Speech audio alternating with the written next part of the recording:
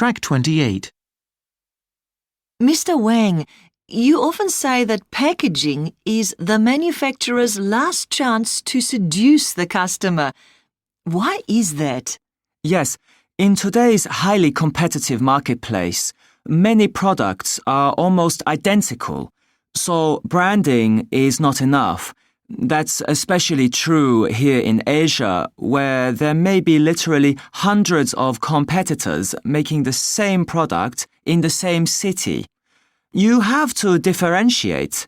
You have to communicate the difference, which makes your product a better choice. I agree with Jack Trout when he says, every aspect of your communications should reflect your difference. The bottom line is, you can't over-communicate your difference. So, packaging is the best way to communicate your difference? Exactly. 75% of purchasing decisions are made at the point of sale. And because most stores are self-service, your product is alone on the shelf, surrounded by its competitors. According to Walmart, and they're the world's largest retailer, so they should know, your product has to pitch its promise to the customer in 3 seconds or less, from up to 15 feet away. If your packaging is not attractive, effective, and distinctive, how are you going to communicate its difference? Okay, so packaging is critical, and manufacturers spend millions of dollars on it. So why are there so many failures? The big problem is a lack of communication. Typically, there are several different groups of experts, all working in their own specialized field.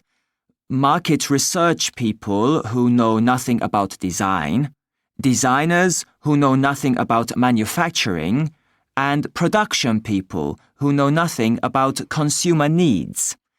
Traditionally, you keep your design team well away from business and manufacturing constraints because you don't want to limit their creativity.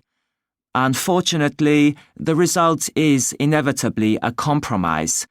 You start out with an original creative idea, but then you find out it's impractical for reasons of cost or technical limitations.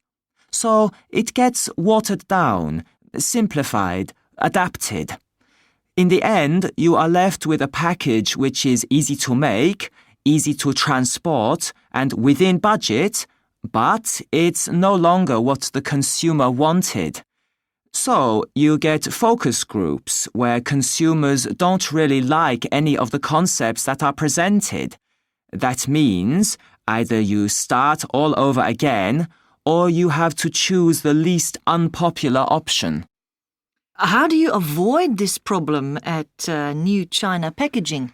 Well, basically, what we do is build what we call a task force. This is a cross-functional team with people from all the different departments involved in the project.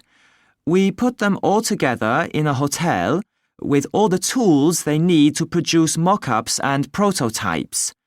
Then we literally lock the door, and we don't let them out until they produce something that everybody is enthusiastic about. And do you include consumers in the task force? Yes, indeed. We need the end user's input right from the beginning. Everything is consumer-led. And because we know that what consumers say they need and what they really need are frequently two different things, we also observe them using the product. Frequently, we can detect behaviors and needs that the consumer is not even conscious of. Really? So who else is involved? Marketing, manufacturing, designers, consultants, everyone who has a stake in the product.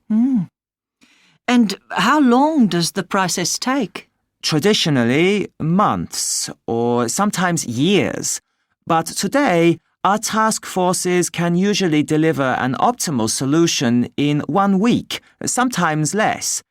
And remember, when they deliver, Every aspect of the package is consumer validated, realistic, and feasible. So this extremely short turnaround means that the manufacturer can react very, very quickly to changes in the market, almost in real time.